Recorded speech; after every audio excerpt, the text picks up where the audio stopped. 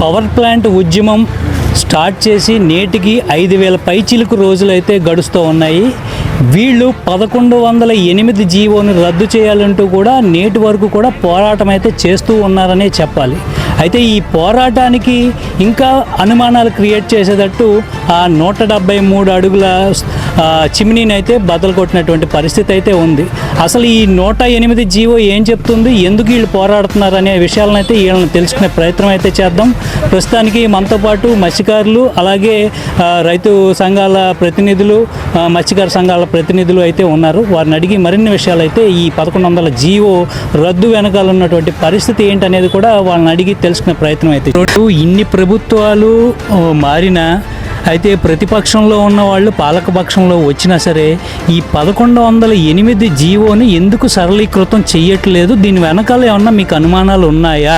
అనుమానాలు ఉన్నాయి సార్. అనుమానాలు లేకంటే ఎలాగ ఉంటాయి? ఈరోజు సిమ్ని 1108 జీవో రద్దు చేసిన మన అధికార ప్రకటన ఇవ్వకుండా ఈరోజు సిమ్ని తోయడానికి కారణం అంటే 1108 జీవో ఒక ప్లాంట్కి ఇచ్చిన తర్వాత ఏదైనా సరే, ఏ భూములు అయినా సరే, ఒక కంపెనీకి ఇచ్చిన తర్వాత ఆ భూమిని జీవో రద్దు చేయకంటే వేరే దీనికి ఇవ్వడానికి వీల్లేదు, దాన్ని ముట్టుకోవడానికి వీల్లేదు. ఎందుకంటే అది సుప్రీంకోర్టు డైరెక్షన్ అది. కానీ ఈరోజు దానికి సిమ్ని ఈరోజు ఎటువంటి ఇది లేకుండా సిమ్ని కూల్చారు. దాని వెనక కొన్ని కారణాలు ఏంటి? అనేక అనుమానాలు వస్తాయి. రేపు పొద్దున్న ఏమవుతుంది? రేపు పొద్దున్న ఇంకేం రాబోతుంది? పెట్రోకెమికల్ ఇండస్ట్రీలు అంటాను 10,000 ఎకరాలు మళ్ళీ దానికి అంటున్నారు. ఇక్కడ ఉన్న ఉప్పు భూములు ఉన్నాయి. ఇక్కడ ఉన్నది నవరుసులు తల్లి నవ్వుపడి ఉప్పుగల్లని అన్నారు. ఆ ఉప్పు గల్లీలు ఉన్నాయి. ఇక్కడేటి ఉంది. ఇప్పుడు ఈ రోజు ఇక్కడోటి పెట్టారు, ఇది పోర్ట్ అని పెట్టారు. పోర్ట్ అని పెట్టిన తర్వాత అక్కడ కాణాలు పెట్టారు, నీరు వెళ్ళే ప్రాంతం కాణాలు పెట్టారు. అది మామూలు తాత్కాలికంగా పెట్టారు. ఆ నీరు స్టాగ్నేట్ అవుతుంది. నీరు స్టాగ్నేట్ అయిన వల్ల రేపు పొద్దున వర్షాలు పడండి, ఈ మొత్తం కూడా మళ్ళీ మామూలు యథాస్థానంలోకి వస్తాయి. మొత్తం పంట భూములన్నీ పోతాయి. మొత్తం మన మినిస్టర్ కూడా ఇవ్వడం జరిగింది ఒక మెమోరాండం, కలెక్టర్ కూడా ఇవ్వడం జరిగింది మెమోరాండం. ఆయనకి మొన్న అయితే మా మినిస్టర్ గారు స్పందించేది అంటే ఏదో చేయమని చెప్పారు, వాళ్ళకు కూడా చెప్పారు. చెప్పిన తర్వాత కూడా ఇప్పుడు అది ఏంటంటే తాత్కాలికంగా చేశారు కానీ పర్మనెంట్గా అదే చేయలేదు. రేపు పొద్దున్న నీరు వస్తే ఏమవుతుందని ప్రజలు ఆందోళనగా ఉన్నారు. రెండోది సిమ్ని 1108 జీవో రద్దు చేయకుండా ఈ సిమ్ని కూల్చేసిన తర్వాత వెనక ఏంటి దీని పరిస్థితి ఏంటి? రేపు పొద్దున ఏమవుతుంది? రేపు పొద్దున ఎవడు రాబోతున్నాడు? రేపు పొద్దున ఏ కంపెనీకి ఇస్తారు? దీన్ని ఏ జీవో తీసుకొస్తారు? ఏది తెలియకుండా, ఏదో చేయకుండా, ఏదో లేకుండా దీని మీద మరం అనేది ఇక్కడ ప్రజల్లో మాత్రం భయాందోళన మాత్రం బాగా చెందుతున్నారండి. ఇక్కడ మత్స్యకారులు కానీ, ఇక్కడ రైతాంగం కానీ, ఆ తర్వాత రెండోది అక్రమంగా ఇక్కడ రొయ్యల చెరువులు అనేవి విపరీతంగా ఇప్పుడు మీరు చూశారు ఆ ఏరియాలో రొయ్యల చెరువులు అనేవి అక్రమంగా చాలా ఉన్నాయి. తంపర భూములు అవి. ఎందుకంటే నీరు వెళ్ళేటప్పుడు మొత్తం కూడా స్టాగ్నేట్ అవుతుంది కాబట్టి, ఇక్కడ పొల్యూట్ అవుతుంది కాబట్టి, ఇలాంటివన్నీ ఉన్నాయి కాబట్టి, చిన్న చెత్తగా ఉన్నాయి కాబట్టి దీని వెనక మర్మం ఉన్నదని మనము అనుకోవడానికి పెద్ద వింతే లేదండి. ఉన్నది కూడా పెట్రోకెమికల్ ఇండస్ట్రీలకు ఇవ్వడానికి, దీనికి అదానీ కంపెనీ వాడికి ఇవ్వడానికి ప్రభుత్వాలు కూడా ఈరోజు పాల్గొన్నాయి. దీన్ని కూడా అంత ప్రైవేటేషన్ పెట్టుబడిదారి విధానాలకే ఇస్తారు. కానీ మేమేంటి ఈరోజు చెప్తున్నారు అభివృద్ధికి ఆటంకం అని. అభివృద్ధికి ఎప్పుడు ఆటంకం? వ్యవసాయ ఆధారిత పరిశ్రమలు తేండి తప్పేం లేదు. ఇప్పుడు ఒకటి ఉంది, ఆమ్దాల షుగర్ ఫ్యాక్టరీ ఉంది, తెరవండి తప్పేం లేదు. ఇక్కడ జూట్ ఫ్యాక్టరీలు ఉన్నాయి. ఇక్కడ వ్యవసాయ కొబ్బరి, మామిడి, జీడి అనేకమైన ఉద్యాన ప్రాంతంలో ఉంది, పెట్టండి తప్పేం లేదు. ఆ వ్యవసాయ ఆధారిత పరిశ్రమలు పెడితే డెవలప్మెంట్ అయితే, జనాల డెవలప్మెంట్ అయితే, ఈ జిల్లా డెవలప్మెంట్ అయితే కావాల్సింది ఏంటండి? అనేక వనరులు ఉన్నాయి. ఇక్కడ అభయధార, నాగావళి, జంజావతి, ఇక్కడ బహుదా అనేక నదులు ఉన్నాయి మన ఉత్తరాంధ్రలో. ఈ నదులన్నీ కూడా నీరు కూడా ఈరోజు కూడా పూర్తి స్థాయిలో ఇప్పుడు టెక్కలి, పలాసమైన టెక్కలి నీరు అందుకని ఉన్నాయి. ఈరోజు వ్యవసాయానికి గిట్టుబాటు ధర లేకుంటుంది. వ్యవసాయ దానికి ఏమి ఉన్నది? అవి డెవలప్ చేయండి, కాదని మేము అనట్లేదు. అభివృద్ధికి ఏనాడో ఆటంకం లేదు. కాకపోతే ఏంటంటే ఇక్కడ ప్రజలు నష్టపోతున్నారు. ప్రజలకు నష్టపోయే విధంగా కింద చెయ్యొద్దని చెప్తున్నాం. డెవలప్మెంట్ అదేంటండి, ఒకరు త్యాగం చేస్తే 10 మంది బ్రతికితేనే అది డెవలప్మెంట్. కానీ ఒకరి గురించి 100 మంది చచ్చిపోతే డెవలప్మెంట్ ఎలాగవుద్దండి? అర్థం చేసుకోవాలి మేధావులు కూడా, ప్రభుత్వాలు. గత ప్రభుత్వాలు అయితే వైఫల్యం చెందినవి అనే చెప్పుకోవచ్చు అని అంటున్నారు. ఈ 1108 జీవోని రద్దు చేసే దిశలో అయితే గత ప్రభుత్వాలు ఫెయిల్ అయ్యాయి. అయితే ఈ ప్రభుత్వం గత ప్రభుత్వంలో ఒక ప్రతిపక్ష హోదా పోషించినటువంటి వ్యక్తులే. అయితే ఇప్పుడు పాలక పక్షంలోకి వీళ్ళు ఎంటర్ అయ్యారు. అయితే మన ప్రాంతం నుంచి ప్రస్తుతానికి ఒక స్టేట్ గవర్నమెంట్ తరపునటువంటి ప్రాతినిధ్యం వహిస్తున్నటువంటి ఒక మంత్రి, అలాగే సెంట్రల్ గవర్నమెంట్కి ప్రాతినిధ్యం వహిస్తున్నటువంటి ఒక మంత్రి అయితే ఉన్నారు. ప్రత్యేకంగా మన రాష్ట్రానికి సంబంధించిన మంత్రి అయితే కేవలం వ్యవసాయ ఆధారిత శాఖకి, అలాగే మత్స్య శాఖకి కూడా ప్రతినిధిగా ఉన్నారు. మరి ఈయన జోక్యం చేసుకుంటే ఆ 1108 జీవో రద్దు చేయగలుగుతారా లేదా? ఆయన మీరు చెప్పినట్టుగా ఈరోజు మన అదృష్టం వల్ల ఈ జిల్లాలో కేంద్రంలో కానీ రాష్ట్రంలో కానీ ఇద్దరు మినిస్టర్లు, మామూలు మినిస్టర్లు గారు ఇద్దరు కూడా అయితే ఈయన తలుచుకుంటే చెయ్యే సమస్య ఏట్లేదు. రామ్మోహన్ నాయుడు తలుచుకుంటే, రామ్మోహన్ నాయుడు దాని మీద పూనుకుంటే, రామ్మోహన్ నాయుడు మీద పూర్తిగా నమ్మకం అయితే, వ్యక్తిగతంగా నమ్మకం నాకు ఉండదు.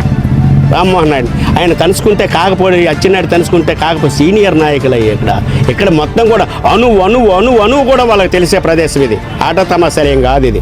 ఇక్కడ మత్స్యకారులు ఎలా జీవిస్తున్నారో, మత్స్యకారులు అందరికన్నా ఎక్కువ తెలిసిన నాయకత్వం అది. వాళ్ళు తలుచుకుంటే కాపాడం ఏట్లేదు. అది ఎందుకు జాప్యం చేస్తున్నారో అర్థం కావట్లేదు. కానీ వాళ్ళు పక్కా మేము వెళ్ళి అడిగితే ఇది మీకు ఏమి ఇబ్బంది ఉండదు, మేము పక్కా జీవన్ రద్దు చేస్తామని కూడా హామీ ఇచ్చారు, చెప్పారు. అప్పుడు కూడా కలెక్టర్ దగ్గరికి వెళ్ళినప్పుడు కూడా అదే చెప్పారు. మేము మినిస్టర్ దగ్గరికి కూడా మెమోరాండంకి వెళ్ళినప్పుడు, పోరాట కమిటీ ద్వారా మెమోరాండంకి వెళ్ళినప్పుడు కూడా అదే చెప్పారు. ఈయన తలుచుకుంటే కాకపోవడం అనేది ఏటి ఉండదు. ఈయన మాత్రం ముందుకొచ్చి ఈ విషయంలో మాత్రం అతని సొంత గ్రామాలు, అతని సొంత నియోజకవర్గం, అతని సొంత ప్రజలు, ఇక్కడ ఎటువంటి రాజకీయాలు ఇవి కానీ కాదు. ఇక్కడ మనం రాజకీయాలతో మాట్లాడడం లేదు, కాకపోతే ఇక్కడ సమస్యతో మాట్లాడుతున్నాము, వ్యక్తిగా మాట్లాడట్లేదు. కాబట్టి ఇద్దరు తలుచుకున్న వాళ్ళు ఇక్కడ కుంభస్థలాలు కాబట్టి వాళ్ళు తలుచుకుంటే కాపోవడం అనేది ఏమీ ఉండదండి.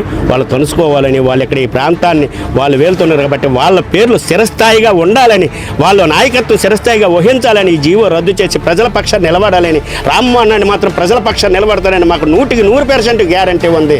ఆయన ఎందుకంటే చేస్తున్న పని విధానాలు కానీ, పార్లమెంట్లో మాట్లాడే పని విధానాల మీద కానీ మాకు నమ్మకం ఉన్నది. ఇక్కడ నాయకత్వం మీద నమ్మకం ఉన్నది. కాబట్టి దయచేసి మాత్రం ఇక్కడ ఉన్న మీ సొంత ప్రజల్ని, మీ సొంత గ్రామాలని, మన సొంత అందరము కలిసిమెలిసి అన్నదమ్ముల్లా ఉండేవాళ్ళం. కాబట్టి దయచేసి మాత్రము ఈ జీవోను రద్దు చేసి మత్స్యకారులు న్యాయం చేయాలని మాత్రము మినిస్టర్ని మేము కోరుతున్నాము. అదేవిధంగా అది కూల్చేయడం అనేది జరిగింది. అది ఒక ప్రైవేట్ ప్రాపర్టీ కింద మనం ఇప్పుడు పరిగణించాలి. వాళ్ళు ఏం చేసుకున్నా సరే మనకు సంబంధం లేదు. అయితే ఇప్పుడు ఆ 173 మీటర్ల చిమినీని వాళ్ళంతటికి వాళ్ళు డిస్పాండిల్ చేసుకున్నటువంటి తరుణంలో మనకొచ్చే నష్టం ఏంటి? మనకొచ్చే నష్టం అంటే ఇప్పుడు ఆ సిమ్నీ కూల్చడం వల్ల మాకు లాభమైన నష్టం మేము అనట్లేదు సార్. సిమ్నీ కూల్చడం వల్ల అంటే 1108 జీవో రద్దు చేసి దాని మీద ప్రజలను అవగాహన కల్పించి, దాని మీద మీకు ఆ తంపర భూములు లీజుకి అడిగారు కాబట్టి మీకు లీజుకి ఇస్తామని అవి కూల్చిస్తే మాకు వచ్చిన సమస్య తప్పే అదేం లేదండి. అది కావాలని కోరుకున్నారు. కానీ ఎటువంటి జీవో రద్దు చేయకుండా, ఎటువంటి లేకుండా సిమ్నీ కూల్చడం వల్ల ఉన్న వెనకున్న అంతరాయం ఏంటనేది మాకు తెలియట్లేదు. అది అంతే. అయితే ప్రభుత్వానికి మీరు ఫైనల్గా ఏమని నివేదించదలుచుకున్నారు ఈ విషయంలో? మేమైతే 1108 జీవో రద్దు చేసి ఇక్కడ బ్రతుకుతున్న అన్ని వర్గాలకి ఎటువంటి ఆటంకం, జీవనాభివృద్ధికి ఆటంకం లేకుండా యథాస్థానంలోనే మళ్ళీ అవన్నీ ఉంచి అక్కడోటి ఉన్న మత్స్యకారులకి వేట చేయడానికి ఆ తంపర భూములు, తంపర ఏదైతే ఉందో ఫస్ట్ నుంచి మొత్తం 1945 నుంచి వాళ్ళకి ఇస్తున్న తంపర భూములు ఏదో ఉందో యథాస్థానంలో వాళ్ళ లీజుకి ఇచ్చి ఇక్కడోటి ఉన్నది వాళ్ళ బ్రతుకు తెరువుని ఇక్కడ రైతాంగాన్ని నష్టం లేకుండా చూసి అది చూస్తే మాకు చాలండి. మాకు లాస్ట్ డిమాండ్ అదే 1108 జీవో రద్దు చేసి ఆ తంపర భూములు అనేది వీళ్ళకి స్వదేశ మత్స్యకారులు లీజుకి ఇవ్వాలి. ఇక్కడ రైతాంగానికి ఎటువంటి ఆటంకం లేకుండా చూడాలి. వ్యవసాయ ఆధారిత పరిశ్రమలు ఏవైనా తేవచ్చు, తప్పే లేదు. అది అభివృద్ధి పరిస్థితి.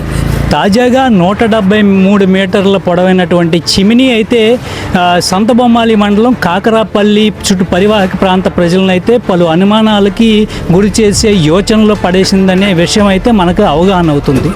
ఏదైతే 2009లో శంకుస్థాపన చేసినటువంటి పవర్ ప్లాంట్ని ఎలాగైతే నేలమట్టం చేశామో, రాబోయే ఫ్యాక్టరీలు ఏవైతే ఉన్నాయో ప్రజల ఆమోదం మేరకే అవి ఉండాలి తప్పితే ప్రజా వ్యతిరేక తరహా పరిశ్రమలు ఇక్కడ పెడితే ఊరుకునేది లేదు. ముందుగా ఆ చిమినీ కూలదేయడం వెనకాలన్నటువంటి రహస్యం ఏంటి, అసలు ఏం ఫ్యాక్టరీలు పెడుతున్నారు?